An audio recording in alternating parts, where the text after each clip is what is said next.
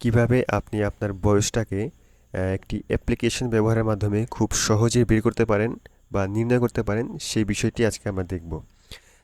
এর জন্য আপনাকে প্রথমে চলে যেতে হবে গুগল ক্রোম ব্রাউজারে। তো গুগল ক্রোম ব্রাউজারটি ওপেন করার পর সার্চ বারে সার্চ করবেন এই ক্যালকুলেটর নামে। এটি সার্চ করে আপনি প্রথমে যেই ওয়েবসাইটটি দেখতে পারবেন calculator.net, এই ওয়েবসাইটটিতে প্রবেশ করবেন। এখানে প্রবেশ করার পর ডেট অফ বার্থে আপনি আপনার ডেট অফ বার্থে দিয়ে দেবেন।